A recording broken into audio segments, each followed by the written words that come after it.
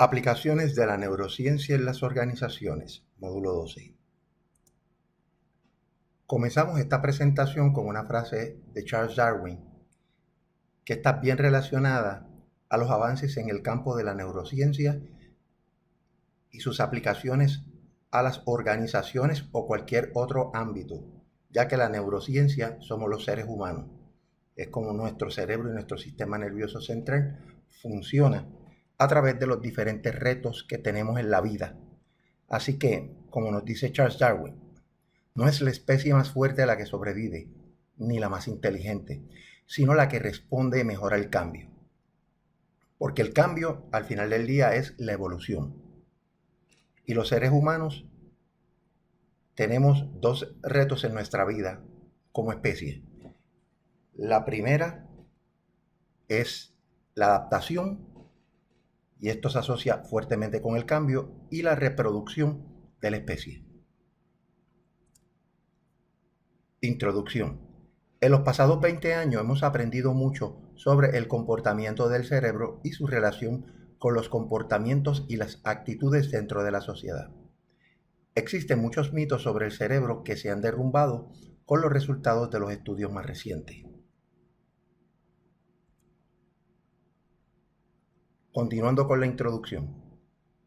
El cerebro humano es el órgano que más ha evolucionado en los últimos 2 a 3 millones de años. Nuestra corteza cerebral y los lóbulos frontales han crecido, permitiendo que tengamos la capacidad de pensar de forma abstracta y espacial como ninguna otra especie. Ahora bien, ¿qué es la neurociencia? La neurociencia se especializa en contestar preguntas acerca de cómo se organiza el sistema nervioso central de los animales y los seres humanos. Busca saber cómo se desarrolla y funciona para generar conducta. Es un enfoque multidisciplinario que usa las herramientas de la genética, biología molecular y celular, anatomía y sistemas de fisiología, observación de la conducta y la psicología, entre otros. ¿Qué es la neurociencia organizacional? La neurociencia organizacional es la aplicación de los principios de la neurociencia a temas organizacionales tales como el liderazgo, los procesos de cambio, la toma de decisiones y la neuroeconomía, entre otros. Utiliza los procesos neurocientíficos para entender los procesos de trabajo en las organizaciones. Hablando del neuroliderazgo, ¿qué es el potenciar nuestros cerebros cuando uno es un líder? Es importante, y por eso existe un campo dentro de la neurociencia que se conoce como neuroliderazgo, que los líderes aprendan a conocer el funcionamiento del cerebro, tanto para sí mismos, para autoanálisis, y para ver cómo trabajan con sus empleados, de manera tal que capitalice en los hallazgos científicos de los conocimientos que se han obtenido estudiando el sistema nervioso y el cerebro en sus respectivas aplicaciones dentro de los lugares de trabajo. Así que, volviendo a la pregunta de qué es potenciar nuestros cerebros cuando uno es un líder, lo primero es conocer las fortalezas y debilidades del cerebro.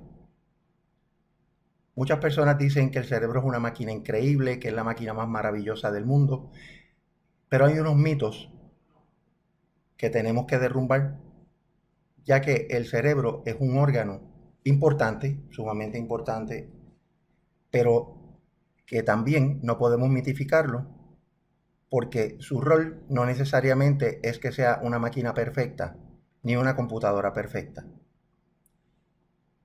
Por otro lado, un líder tiene que aprender a identificar los circuitos de recompensa y los de amenaza en su cerebro y en el cerebro de sus empleados o subordinados. Tener la apertura suficiente para poner en práctica unas conductas que tienen una relación directa con el cerebro. Hay que tener claro que el cerebro no es una máquina extraordinaria, sino un órgano cuya función es ayudarnos a sobrevivir, reproducirnos y evolucionar.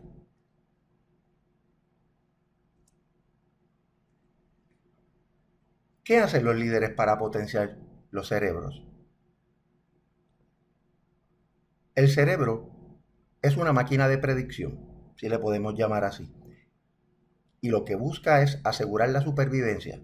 Todo el tiempo un líder está buscando predecir cómo van sus proyectos, cómo él o ella está haciendo su trabajo, cómo sus empleados están haciendo el trabajo que les corresponde. ¿Por qué? Porque el cerebro de por sí mismo es una máquina de predicción. Todos los seres humanos buscamos constantemente predecir desde que nos levantamos hasta que nos acostamos. Predecir qué me voy a poner, predecir cómo me voy a preparar hoy, predecir el tráfico, predecir el tiempo, la temperatura. Nuestro cerebro necesita tratar de predecir qué es lo que va a pasar. Y eso es básicamente naturaleza humana. No es un proceso solamente cognitivo, es un proceso evolutivo. También el cerebro ayuda a tomar decisiones con menos inversión de energía. Los líderes tenemos que identificar estrategias cortas, precisas y concisas para que las personas las puedan hacer de manera repetida, tomando en consideración que no todo se puede analizar críticamente. Habiendo dicho eso, también al cerebro de un líder le gusta automatizar conductas y hábitos utilizando heurísticas, que es lo que le acabo de mencionar. Las heurísticas son procedimientos sencillos, como por ejemplo, ninguno de ustedes analiza cuando se va a amarrar un zapato. No analizamos paso por paso el proceso de amarrarnos los zapatos. ¿Por qué? Porque desarrollamos una heurística, o sea, un comportamiento automático que hace que una vez aprendemos a amarrarnos los zapatos, lo hagamos automáticamente. Eso, tanto Kahneman como Tversky lo denominaron Sistema 1. Sistema 1 son aquellas heurísticas o procedimientos simples que aprendemos a realizar para que el cerebro logre ahorrar la mayor energía posible. Y Sistema 2, por otro lado, son procedimientos complejos que utilizamos para llevar a cabo diferentes actividades dentro de nuestra vida, que son procesos analizados. Por ejemplo, uno quiere comprar un vehículo, uno analiza qué características quiere el vehículo que uno desea comprar, busca diferentes opciones de vehículos, precio, accesibilidad, color. Ese análisis profundo, Kahneman como Tversky dirían que es sistema 2. O, por ejemplo, el desarrollo de una ecuación o un logaritmo para resolver un problema computadorizado. Así que los seres humanos, y por eso es que el sistema 1 y 2 también le ganó el premio Nobel a Kahneman y Tversky, utilizándolos dentro del área de la neuroeconomía. O sea, cómo los seres humanos utilizamos heurísticas para manejar nuestros procesos de adquisición de bienes, cómo compramos automáticamente. Por ejemplo, usted usualmente compra un tipo de pasta dentrífica, ¿verdad? O pasta dental, con la cual usted ya se ha identificado previamente. Le gusta el sabor, la textura, incluso el color, si refresca o no refresca, el precio, cuán accesible está. Y ya una vez, eso es sistema 2, yo analicé por primera vez el tipo de pasta que yo quiero, ya de ahí en adelante el proceso de compra de esa pasta fluye en sistema 1. Usted va directamente al supermercado, va buscando esa pasta, la toma del estante y va y la paga. Así que Le traigo estos ejemplos sencillos porque son parte esencial de lo que es la neuroeconomía. Kahneman y Tversky estudiaron desde los procesos simples de un ser humano que consume hasta sistemas económicos, donde tanto a nivel de individuo como grupo, los procesos de consumo, los procesos económicos, se caracterizan por tener sistema 1 y sistema 2. Ambos son sumamente importantes. Ambos son sumamente importantes. Así que los seres humanos necesitamos esos procedimientos sencillos para poder ahorrar energía en el cerebro y esa energía tenerla lista cuando tenemos que entrar en sistema 2. Atando lo antes dicho, el cerebro consume el 2%, constituye el 2% del cuerpo humano, pero consume un 20% de la energía total, que es bastante. Por tanto, el cerebro como órgano, a nivel autónomo, trata de conservar la mayor energía posible, que incluso hay veces que se manifiesta hasta en el comportamiento de las personas. Alguien te dice, ante una situación, no quiero pensar. Es un mensaje que le está dando el cerebro de que no quiere entrar en sistema 2. Está tratando de que alguien le consiga o le asesore, proveyéndole una heurística a nivel de sistema 1 para tratar de solucionar ese problema. Pero la realidad, ¿verdad?, es que hay problemas que son sumamente complejos y que no se pueden resolver con un procedimiento, ¿verdad?, de sistema 1, sino sistema 2. Otro elemento del cerebro es que el mismo es maleable, o sea, neuroplasticidad. La neuroplasticidad lo que implica es que el cerebro tiene la capacidad de configurar y reconfigurar sus neuronas. Incluso en los procesos de aprendizaje, ¿verdad?, y el proceso de dejar de aprender lo aprendido para aprender otras cosas, involucra diferentes tipos de redes de neuronas y de sinapsis, ¿verdad? También la velocidad con que esas neuronas se conectan entre sí, creando la sinapsis, utilizando la mielina como mecanismo para acelerar la conducción de las neuronas. También el cerebro se fortalece con la práctica. Los líderes se hacen líderes al final del día practicando heurísticas y sistema 1 a través de la heurística y sistema 2 a través de la práctica sostenida. Ahora, un dato que es bien importante y que lo mencionamos en principio, que nuestro cerebro no ha cambiado dramáticamente entre los 2 o 3 millones de años que llevamos como especie. Por tanto, la evolución es lenta. Los seres humanos no somos muy amigos del cambio. Y eso es bien importante que los líderes lo sepan. No es que la gente se resiste meramente por resistirse.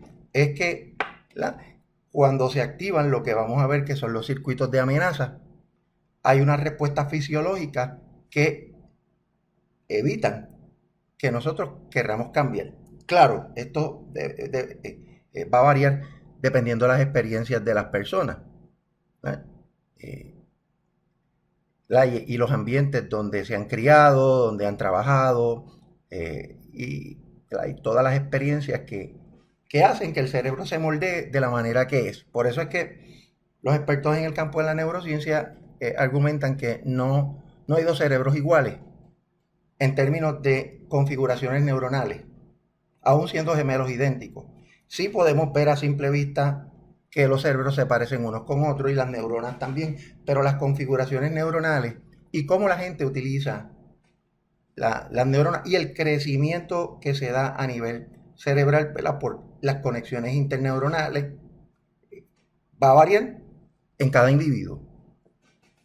Por eso es que vamos a ver que hay unas personas, por ejemplo, que son músicos, y los músicos tienen mayor crecimiento en el área temporal y parietal en comparación con los científicos que tienen un mayor crecimiento, ¿verdad?, por lo general en los lóbulos prefrontales, o los atletas que tienen mayor crecimiento en las áreas sensoriomotoras. Así que, ¿verdad?, va a variar de qué es lo que hacemos, cómo nuestro cerebro se configura. ¿Qué hacen los líderes para potenciar los cerebros? El pensamiento es uno de tipo lógico-matemático y estadístico. ¿Ah?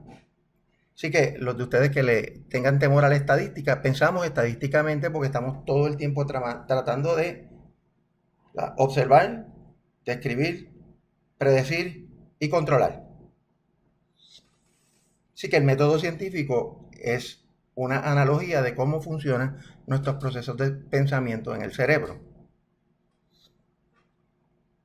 Scarlett nos dice en el 2016 que el mundo del trabajo ha evolucionado en el siglo XXI, pero nuestro cerebro no lo ha hecho al mismo nivel, sobre todo en comparación con los pasados 100.000 años. Los seres humanos, aún hoy, funcionamos como si fuéramos cazadores y recolectores, pero en tiempos modernos. Por eso trabajamos. Antes los cazadores, pues el trabajo era cazar. Pues nosotros trabajamos y el dinero que obtenemos lo utilizamos para adquirir alimentos como si fuéramos cazadores. Y también somos recolectores en términos de que tratamos de tener en nuestras casas, o en nuestros lugares de trabajo, las herramientas, ¿verdad?, que nos permitan hacer nuestro trabajo o poder convivir adecuadamente. Además, también como recolectores, compramos para guardar a corto, mediano y largo plazo en las neveras, en los estantes, de manera tal que tengamos disponibles alimentos para sobrevivir. Por tanto, somos cazadores y recolectores, pero en tiempos modernos. El cerebro es social.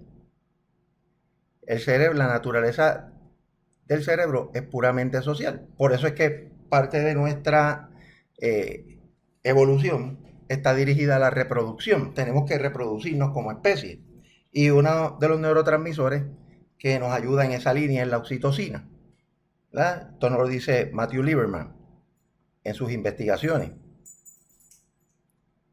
También se ha encontrado, ¿verdad?, y nos dice Quiroga en el 2005, que las neuronas cuando hacen conexiones almacenan información, ¿verdad?, sobre todo en el hipocampo, ¿verdad?, sobre aspectos específicos.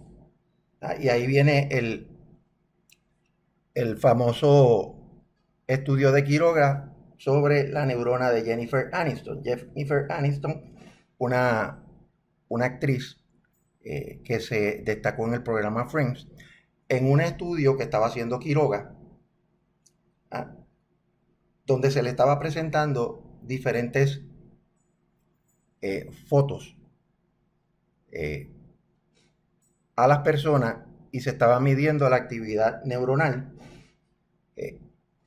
por puro azar. Quiroga encontró que cuando a esta persona se le mostraba una foto de Jennifer Aniston, unas neuronas específicas, le llaman la neurona, pero eran un grupo de neuronas específicas, se activaba a través del encefalograma cuantitativo.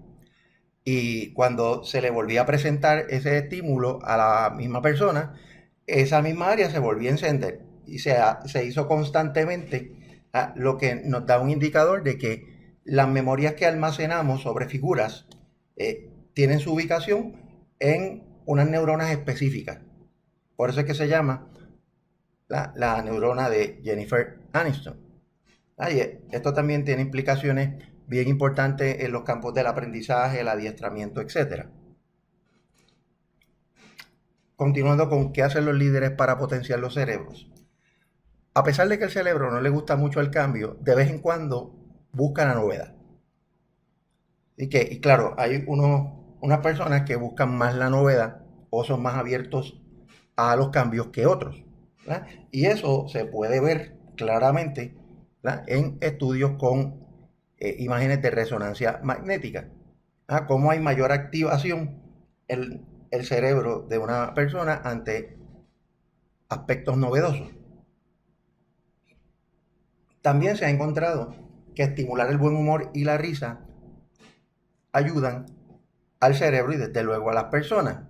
¿Por qué? Porque le permite generar cantidades de dopamina, que, ¿verdad?, es el neurotransmisor que nos ayuda a manifestarnos como que estamos experimentando bienestar. Ahora, un dato interesante, sobre todo para los procesos de cambio, es que el cerebro como órgano predictivo necesita información. A que tenemos que darle información a nuestros empleados, ¿verdad?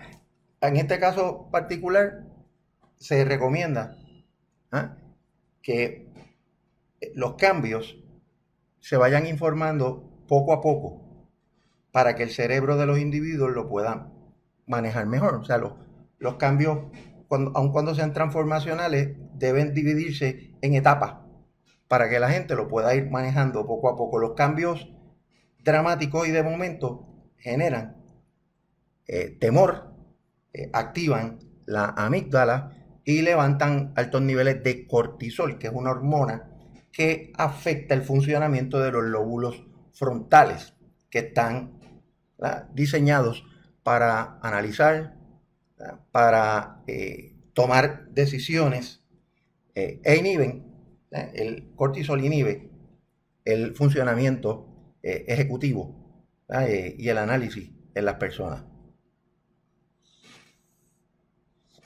También el cerebro necesita introspección para analizar el cambio y poderlo internalizar. Contrario a los animales, ¿verdad?, que es lo que conocemos al día de hoy, nuestro cerebro, ¿verdad?, tiene la capacidad de permitirnos autoanalizarnos, ¿verdad?, poder ver lo que está bien, lo que está mal y aprender a racionalizar los estados emocionales. Por ejemplo, estoy ansioso. ¿Por qué estoy ansioso? ¿Qué eventos en los pasados días, horas, me están causando ansiedad? Una vez yo los identifico, ¿verdad?, eso es introspección. Yo puedo entonces trabajar con ellos. Por tanto, esa introspección es bien importante y hasta donde sabemos es única para nosotros los seres humanos. Otro dato interesante es que mucha gente entiende mejor la información a través de historias o anécdotas relevantes. Por eso es bueno ver cuando los líderes estamos hablando de un proceso de cambio, de transformación, siempre es bueno traer historias o anécdotas similares para que las personas los puedan relacionar en sus procesos cognitivos. Y muchas veces esas historias ayudan, ¿verdad?, sobre todo historias de éxito, ayudan a que la ansiedad y los niveles de cortisol y estrés bajen.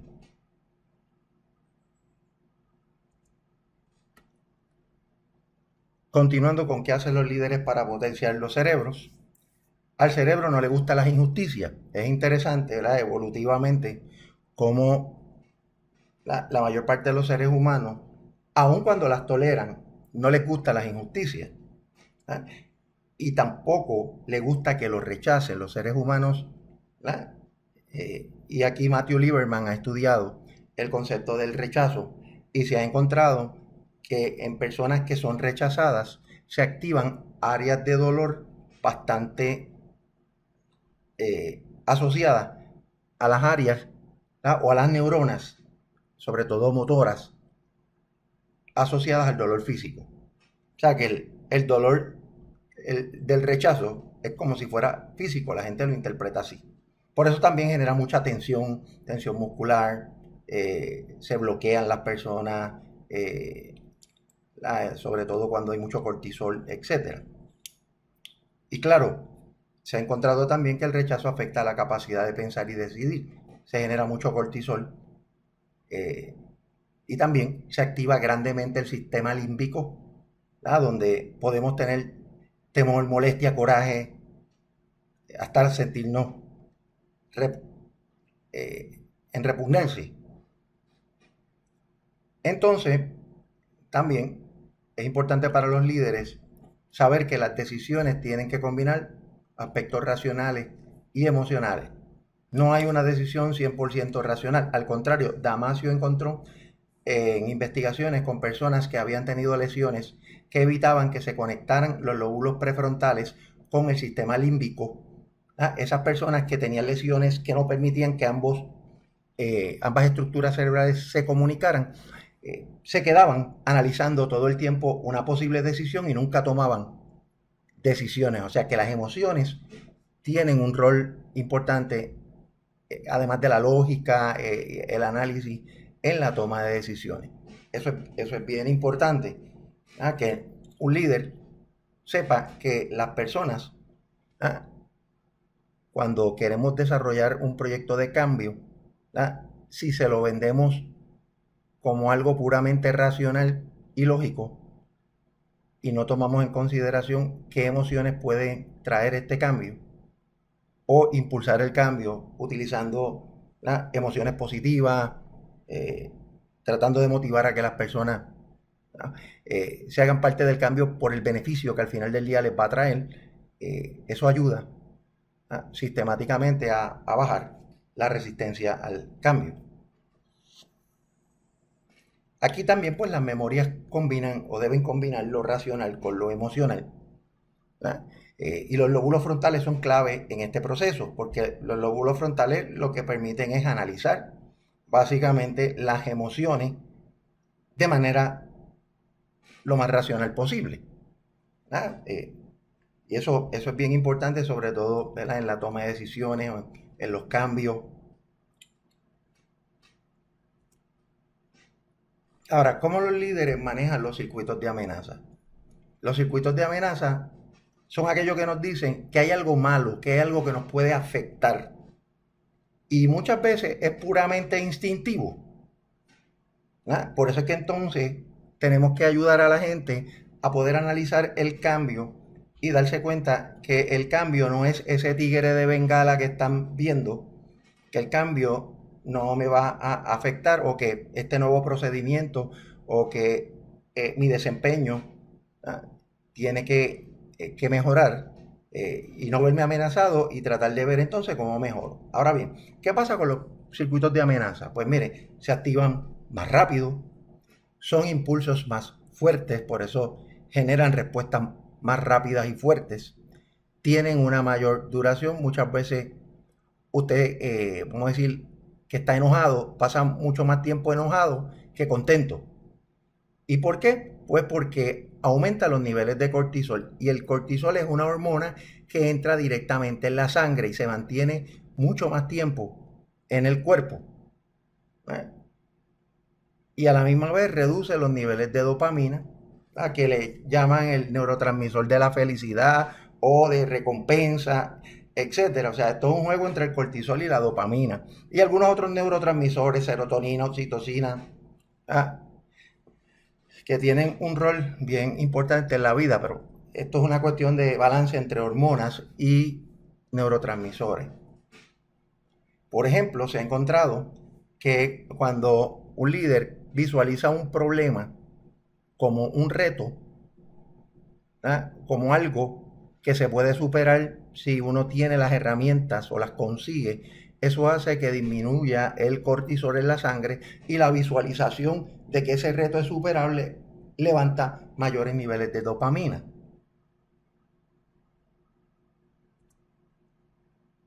O serotonina también puede ser. Ahora bien, ¿cómo los líderes manejan los circuitos de recompensas? Los circuitos de recompensa se activan mucho más lento, es moderado. Usted puede estar bien contento, pero la contentura tiende a ir bajando mucho más rápido que incluso el coraje. Dura poco, ¿verdad? Uno puede tener un momento intenso, pero eso se va disminuyendo rápidamente. Ahí aumentan los niveles de dopamina. Requiere mucha mayor estimulación, o sea, activar los circuitos de recompensa a través de refuerzos positivos, requiere mucho más trabajo. Ahora bien, se ha encontrado que las prácticas como atención plena o mindfulness, donde uno se enfoca en el presente, tratando de resolver la situación actual, ayuda a que al enfocarme en lo que tengo que resolver en el aquí y en el ahora, yo pueda generar mayor dopamina y resolver más rápido que o empezar a remontarme al pasado en las cosas que no me fueron bien o tratar de predecir que me va a ir mal. Así que las prácticas de atención plena o mindfulness son bien importantes. Hay ejercicios bien sencillos, desde yo concentrarme en una imagen o yo mirar a un lugar y quedarme plenamente mirando, cerrar mis ojos y solamente enfocarme en ese punto, en esa imagen. ¿Ah? Incluso ayuda a desactivar áreas del cerebro cuando están bien estimuladas. Por ejemplo, se ha encontrado que una persona que practica, que hace un ejercicio de atención plena, luego de una reunión, tiende a desactivar unas áreas del cerebro que se activaron durante la reunión y que probablemente, por ejemplo, yo estuve molesto o salí, atribulado de una reunión, enfocarme en atención plena luego, ¿verdad? Por 3 minutos, 5 minutos, dependiendo, muchas de las prácticas estas son de 3 a 5 minutos, y luego moverme hacia otra reunión ayuda a descargar la energía de ciertas áreas del cerebro que me pueden afectar en el resultado de la próxima reunión. Así que la visualización es otro punto importante, ¿verdad? La visualización de escenarios óptimos, ¿verdad? O escenarios que no son óptimos pero que tienen resolución. Ahora, la visualización de situaciones negativas muchas veces no es muy positivo. La automotivación, que es bien importante, ¿verdad? Uno ante un reto, tratarle, o ante una situación, automotivarse para tratar de resolverla.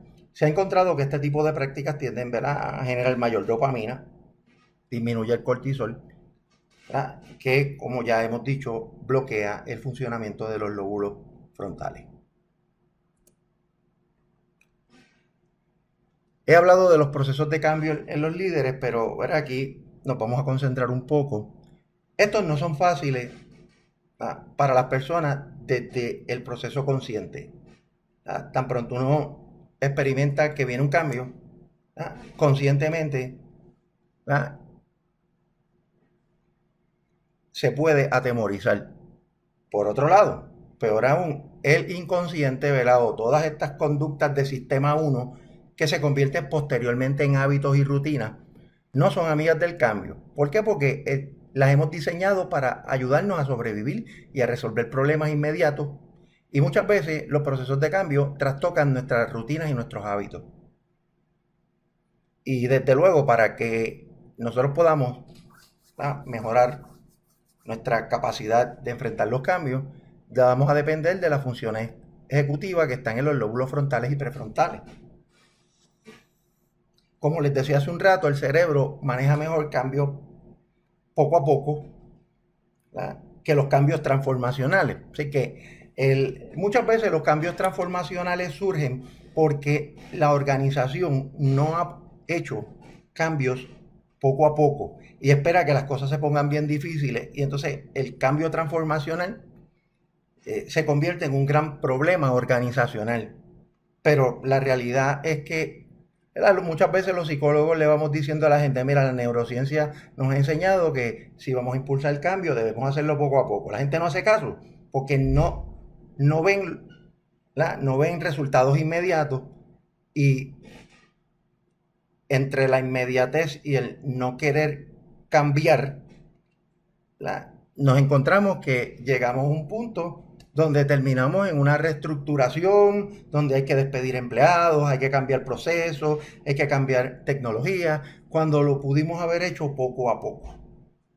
Así que, para que tengan una idea, cuando ustedes sean consultores, como es bien importante que los proyectos de cambio se lleven poco a poco. Y no es fácil, ¿verdad? Yo que se lo digo en calidad de líder que he sido de organizaciones y también como consultor. muchas veces es difícil vender el cambio secuencial o a corto plazo. ¿Por qué? Porque lo ven como muy pequeño para lo que hay que hacer a largo plazo. Y al final del día terminamos con unos cambios tan dramáticos que afectan eh, a nuestros empleados. Estos cambios activan los circuitos de amenaza, a menos que uno aprenda a racionalizar el cambio y lo convierta en una oportunidad. Ahí es donde entonces entra en un juego fundamental nuestros, sí, nuestros lóbulos frontales y prefrontales. Así que eso es lo que pasa cuando aparece el cambio muchas veces en nuestras vidas.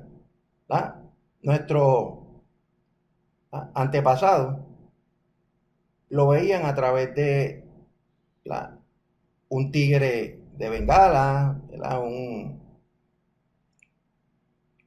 un tigre de dientes de sable, lo podían ver a través de un mamut y a través de tribus que se dedicaban a atacar otras tribus para agotarle los recursos. Así que el cambio lo vemos siempre como una amenaza, ¿verdad? Desde cambios pequeños, por eso es que también como psicólogos tenemos que tener claro que el cambio, ¿verdad? Hay personas que pueden manejar pequeños cambios, pero hay personas que esos pequeños cambios se les hace más difícil manejarlos. Así que eso es otro aspecto que es bien importante, conocer, ¿verdad?, cómo nuestra gente maneja el cambio. Ahora, hablábamos hace un rato de sistema 1, de Kahneman y Tversky. Sistema 1 lo que genera son hábitos. Ahí, en un mundo tan complejo como el que vivimos, los seres humanos necesitamos esos hábitos. Esos hábitos se van a formar cuando una secuencia de acciones, ¿verdad?, a través de conexiones neuronales se automatiza en el cerebro. Eso se le llama chunking. ¿Verdad? Que nosotros tenemos básicamente un inventario de hábitos en nuestro cerebro que son básicamente redes neuronales amarradas a guías, ¿verdad? Y estas redes, ¿verdad?, se almacenan en diferentes áreas de acuerdo a la necesidad, ¿verdad? Si es algo de memoria, asociado a la memoria, información que yo necesito sacar de la memoria rápidamente, pues ahí tenemos al hipocampo.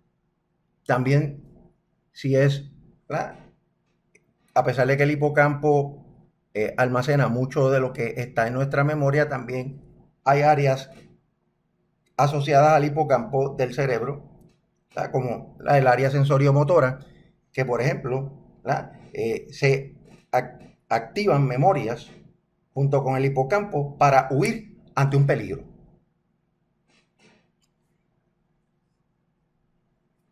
¿Por qué se forman estos hábitos o las heurísticas, ¿verdad?, del sistema 1? Estos hábitos se forman ya que el cerebro se la pasa buscando formas de ahorrar energía y asegurar la supervivencia. También este proceso de ahorrar la energía puede hacer que sucedan situaciones que nos tomen desprevenidos y nos afecten, especialmente cuando son sorpresas, cuando son situaciones. Por eso es que la sorpresa es una de las emociones más fuertes, porque nuestro cerebro no está preparado para manejarla, no tiene, de momento, no tiene las conexiones neurales sólidas, ¿verdad?, tanto en la memoria, en la memoria de nuestras imágenes o nuestra memoria de trabajo, ¿verdad?, nuestra memoria de acción. Así que la realidad es que cuando nos cogen desprevenidos, inmediatamente la sorpresa puede ser generarnos dopamina, ¿verdad?, si nos regalaron un vehículo nuevo cuando llegamos a nuestra casa, o ante la pérdida de un ser querido, puede generarnos altos niveles de cortisol. Ahora bien, los hábitos son difíciles de cambiar ya que se encuentran automatizados de manera inconsciente. Es la manera que tiene el cerebro de permitirnos llevar a cabo actividades con una inversión mínima de energía. Y entonces, ¿verdad?, estrategia cuando queremos cambiar los hábitos? Primero, tenemos que identificar cuál es el hábito. O sea, cuál es el hábito que tenemos. Por ejemplo, ¿cuál es la rutina? ¿Qué rutina constituye? ¿Verdad? ¿En qué tipo de rutina yo llevo a cabo estas conductas que se han convertido en hábitos? Segundo, ¿qué recompensa yo obtengo de esos hábitos? ¿Qué beneficio yo obtengo? Porque esa recompensa refuerza, refuerza esa rutina. Pero también miramos, en conjunto con la recompensa, qué señal o estímulo activa esa rutina, que se da de manera inconsciente. En términos prácticos, le vamos a dar unas estrategias para cambiar los hábitos o mejorarlos. Identifique los componentes del ciclo del hábito. ¿Verdad? ¿Qué es lo que uno quiere cambiar? ¿Cuál es la señal o el estímulo que me provoca la rutina y que me da una recompensa? También, eso es lo primero que hay que hacer, identificar la señal, la rutina y la recompensa. Luego, experimente con la recompensa. Experimente diferentes tipos de situaciones que le lleven a varias recompensas. ¿Por qué? Porque la recompensa algunas veces puede significar que me estreso más, que aumento de peso, que estoy consumiendo algo que me está haciendo daño, me estoy estresando de más. Así que siempre voy a tratar de ver cómo las recompensas me afectan. Y escribo, y voy a escribir, ¿verdad? 3 palabras asociadas con esa experiencia en términos de cómo, ¿verdad?, el estímulo me lleva a una rutina y finalmente a una recompensa. ¿Cuál es mi experiencia? Y usualmente deben ser adjetivos, ¿sí? Si es positiva, negativa. Otra cosa que se hace es aislar la señal o el estímulo. Ya mismo vamos a dar un ejemplo más concreto. Por ejemplo, si he desarrollado el hábito de comerme una merienda no saludable a las 3 de la tarde, la señal o el estímulo es las 3 de la tarde, que me lleva a la rutina de ir caminando a donde está la galleta o lo que voy a consumir, que no es adaptativo. Y pues, ¿cuál es la recompensa al final del día? Pues que me comí la galleta y me satisfice. Así que una vez uno hace aísla el estímulo, uno desarrolla un plan para cambiar el hábito.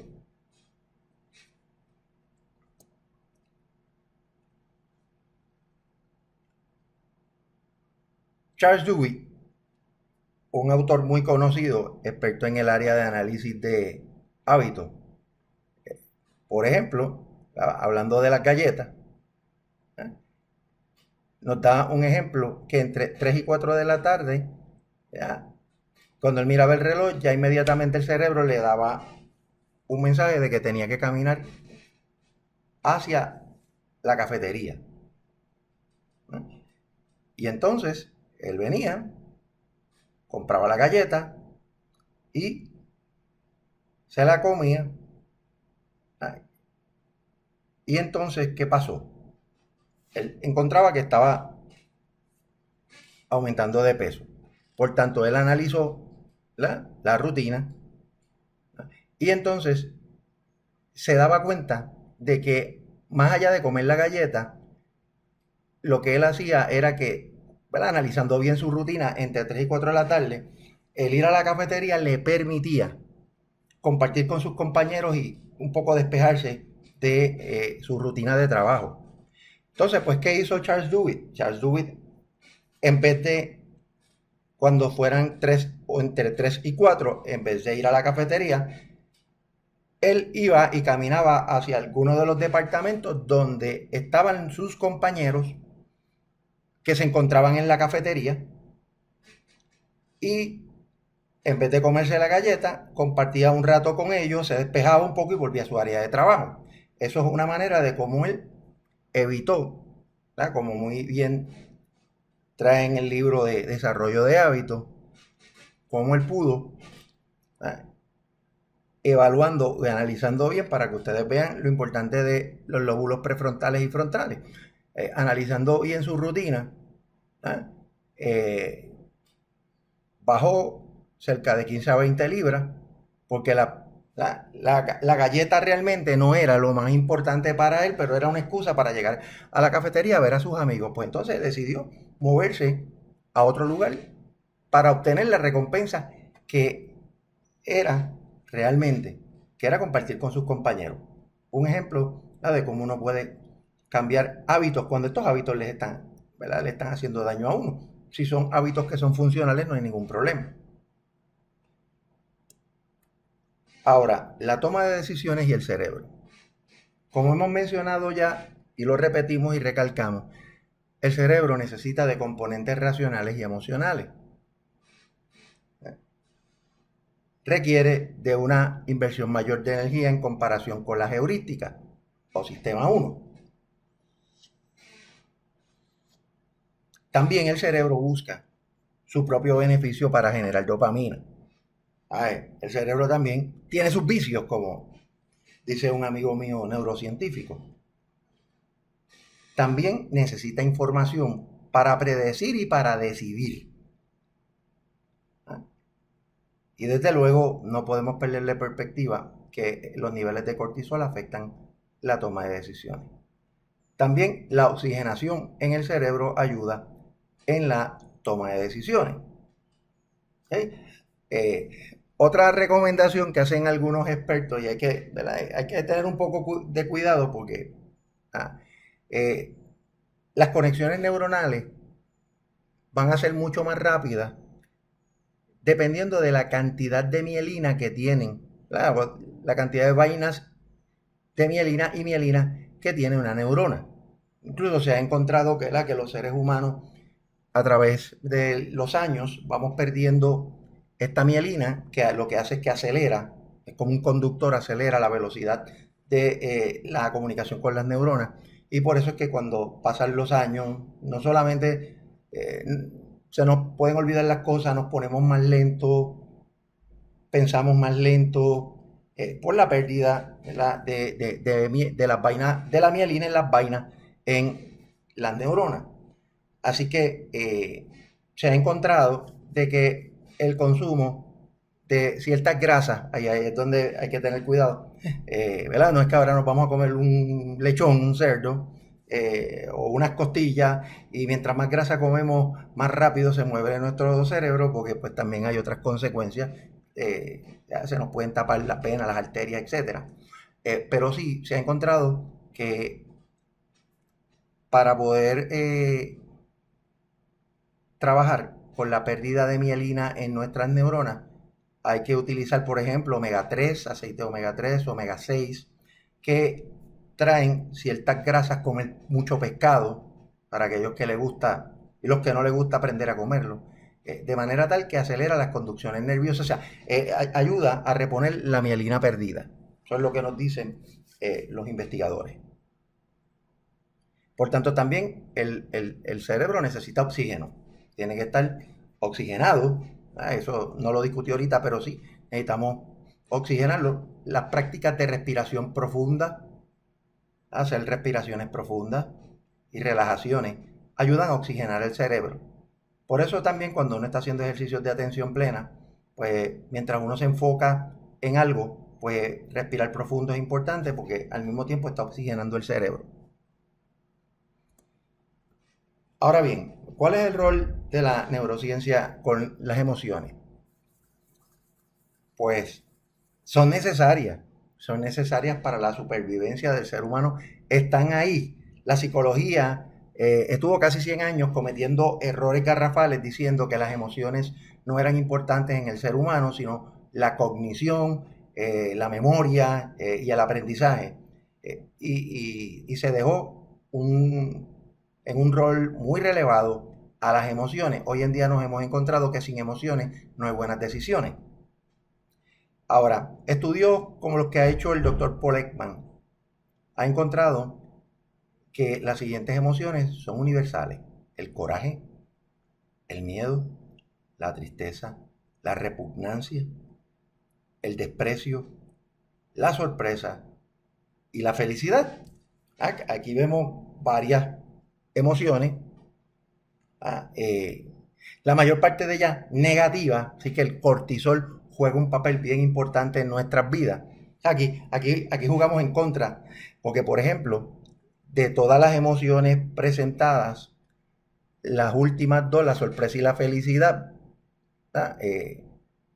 son las más positivas dentro de todo, pero claro, todo va a depender del cerebro de cada cual y del cristal con que se miren, porque por ejemplo una sorpresa puede ser positiva o negativa, o usted puede experimentar desprecio por alguien que ha hecho algo malo a otro y luego sentirse bien por el hecho de que está despreciando lo negativo y fomentando lo positivo, ¿verdad?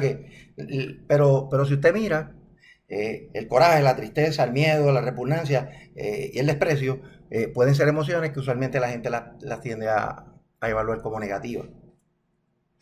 Así que estas son las emociones, son todas universales. Lo único que varía es que en cada cultura las conductas y los hábitos de los seres humanos pueden ser diferentes y pueden ser estímulos diferentes que provoquen una respuesta emocional distinta en cada país. Las emociones, continuando con ellas, tienen su origen en el sistema límbico, pero se relacionan con la corteza prefrontal. Esa combinación es sumamente necesaria para las decisiones, o sea, son determinantes en la toma de decisiones. Ahora, el control de las emociones requiere de un fuerte manejo cognitivo de los circuitos de recompensa y los de amenaza. Así que, ¿verdad? Si me siento triste y tengo mucho cortisol, yo puedo cuestionarme, pero ¿por qué estoy tan triste? Realmente lo que me pone triste, ¿verdad? Esa situación que me pone triste, ¿es tan meritoria para que yo me sienta tan triste? ¿Qué yo debo hacer para disminuir esa tristeza? Aquí en voz alta, ¿verdad? Le estoy dando un ejemplo de cómo uno está tratando de ejercer un manejo cognitivo, ¿verdad?, de los circuitos de recompensa y amenaza. Caramba, pero es tan malo esto. Pues mira, no me fue bien, pero me debe ir mejor si lo hago de esta otra forma. Así que pues mira, me voy a comprar un helado y voy a dejar eso atrás y me voy a enfocar en el presente para resolver en el futuro. Pues ahí ya usted ve que estamos haciendo todo un manejo cognitivo dentro de lo que es la amenaza y el nivel de cortisol y la recompensa, tratando de ver el punto de vista de una manera y hasta me voy a recompensar con un helado, ¿no?, para sentirme mejor. Eso algunos psicólogos le llaman racionalización, pero funciona. Funciona ¿por qué? Porque el cerebro lo necesita. Y sabemos, ¿verdad?, en el mundo del trabajo, que el manejo efectivo de las emociones nos lleva al éxito personal y profesional. Ahora, 5 etapas para calmar el cerebro y manejar las emociones, ¿verdad? Algunos datos que hemos obtenido, sobre todo de lo que son los procesos de terapia cognitivo-conductuales, que están bien asociados a cómo el cerebro se comporta. Por ejemplo, seleccione la situación relacionada a la emoción que usted quiere provocar. Seleccione la situación asociada a la emoción. Modifique la situación para que ésta vaya de acuerdo a la emoción. Ahora, en vez de cambiar la situación, analice cómo usted percibe dicha situación. ¿Ven la parte cognitiva en esto? Trate de percibir la situación de una forma distinta y maneje las respuestas emocionales tanto en lo fisiológico como psicológico. Si se dan cuenta, ahí tenemos ya un enfoque cognitivo-conductual de cómo, analizando la situación, yo puedo tratar de buscar otros ángulos que me ayuden a intentar resolver. Conciencia plena o atención plena o mindfulness es un tipo de disciplina mental que permite que estemos más conscientes de nuestros pensamientos, los analicemos profundamente y actuemos acorde con ellos. Aquí nos permite tener un balance entre nuestros sentimientos, conductas, entorno y las situaciones en que vivimos. La conciencia activa o atención plena es una manera de educar el cerebro para que trabaje más enfocado y no se sostenga de las rutinas y los hábitos solamente.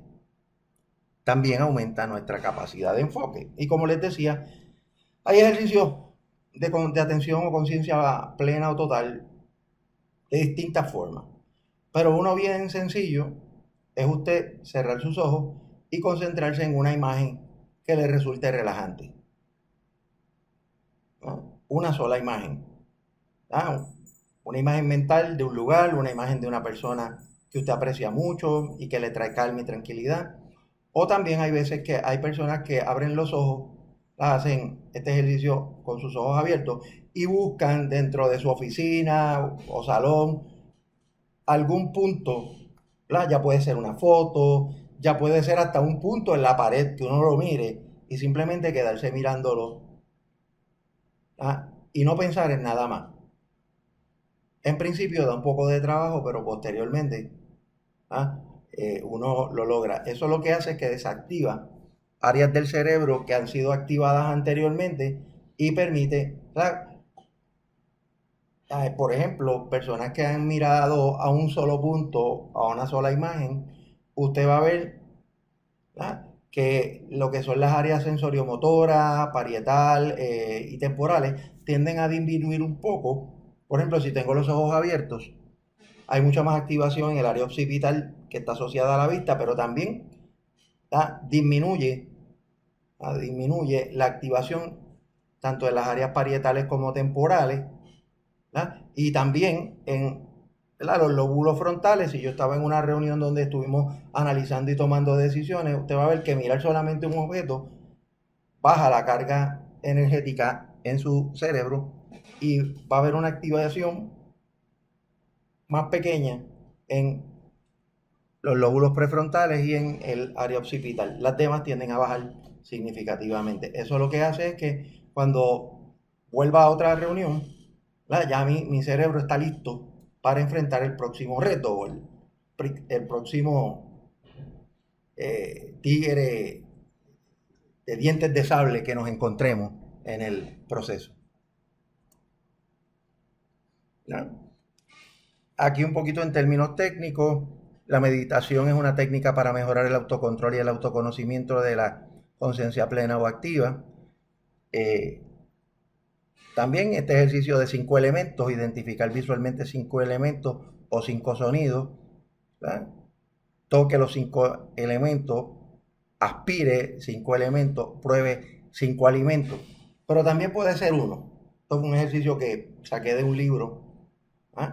También se ha encontrado que la atención plena ayuda, y también el hacer un acto de ayuda diariamente a otro, por más simple que sea, hace que uno se sienta bien y genere dopamina. Y también haga 3 actos de agradecimiento diariamente. Hay una investigación que cita el doctor Richard Davidson de la Universidad de Madison en Wisconsin, donde él estudió el comportamiento de las personas que trabajan en la bolsa de valores. Así que él les pidió que diariamente les enseñó ejercicios de meditación, les indicó que cada vez que ellos sintieran estrés, pues trataran de salirse un momento y hacer un ejercicio de meditación, que hiciera también un acto de ayuda voluntaria y 3 actos de agradecimiento. Y se encontró posteriormente que estas personas experimentaban mucho menos estrés del que tenían antes en su lugar de trabajo. Estamos hablando de la gente que trabaja en la bolsa de valores, así que se pueden imaginar todo el estrés que ellos experimentan. También se encontró unos mayores actitudes hacia el bienestar y la salud. ¿Ah? Y también manifestaron que su calidad de vida estaba mejorando, ¿verdad? Aún manteniéndose haciendo el mismo trabajo. Así que un poco esto también está apoyado sobre evidencia científica. Ahora, neurociencia del aprendizaje. En términos de la neurociencia del aprendizaje, y los programas de adiestramiento tienen que contener elementos que promuevan la práctica sostenida para maximizar el uso del cerebro. O sea, por ejemplo, el desarrollo de una destreza no es solamente memoria, memoria, ¿verdad?, de almacenamiento, sino memoria de trabajo, memoria procedimental. Y eso involucra que vamos a utilizar todo el cerebro, porque tenemos que escuchar, tenemos que movernos, tenemos que ver, y entonces mientras las oportunidades de aprendizaje sean más multisensoriales, más conexiones neuronales se van a dar en el cerebro, maximizando el potencial de aprendizaje. Otro dato interesante es que todo aprendizaje va a requerir de una memorización. Por tanto, la memorización siempre va a ser necesaria, ¿verdad?, sobre todo de la información que es básica, para que después con esa información yo pueda realizar tareas más complejas. Continuando con este pensamiento, las tareas automáticas se tienen que practicar de manera multisensorial para que a la larga se conviertan en heurísticas. Que el empleado la pueda hacer bien, seguro y rápido y preciso.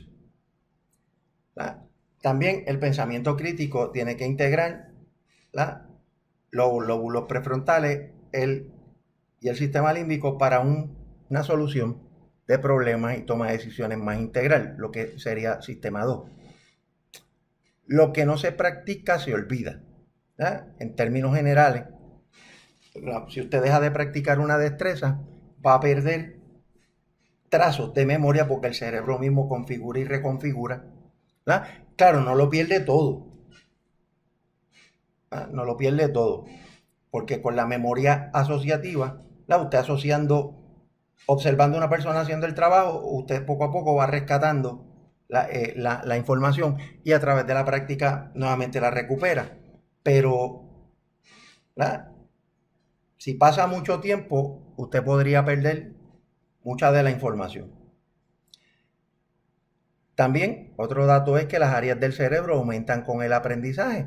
Las redes neuronales que se forman crean volumen en el cerebro. Crean volumen en el cerebro. Así que hay mucha evidencia científica de que el cerebro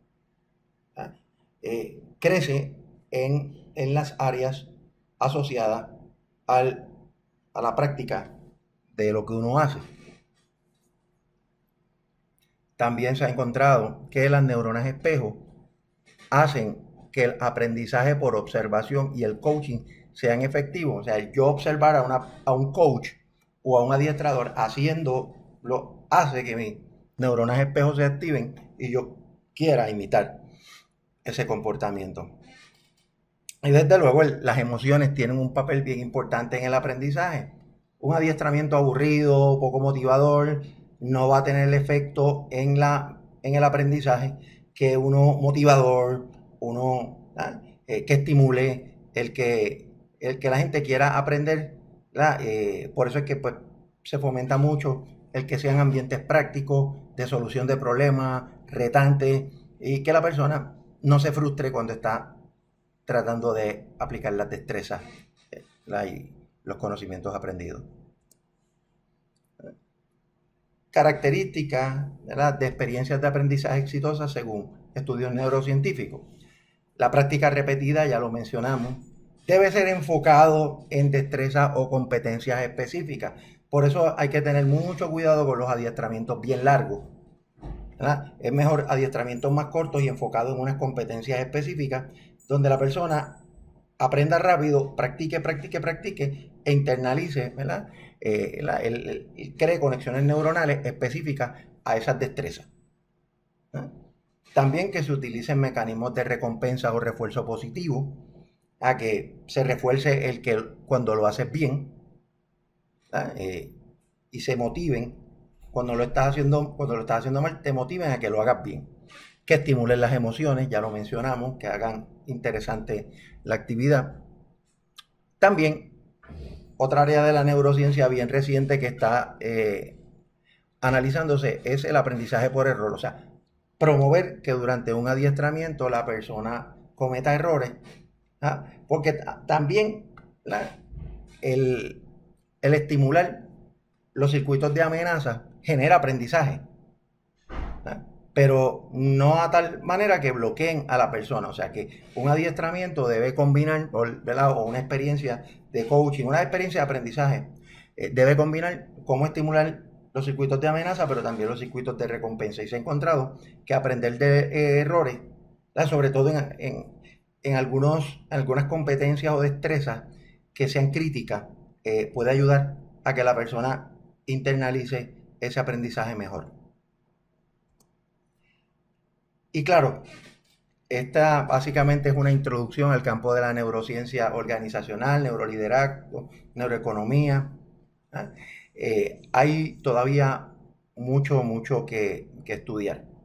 Es simplemente una introducción, pero para que vean cómo ya conociendo la neurociencia, ya uno puede ir mirando lo que pueden ser las posibles aplicaciones, sobre todo en los lugares de trabajo. Así que culmino con una frase de Stephen Covey: en la vida hay tres constantes: el cambio, la elección y los principios. Espero que esta información sea de plena utilidad y recepción para ustedes.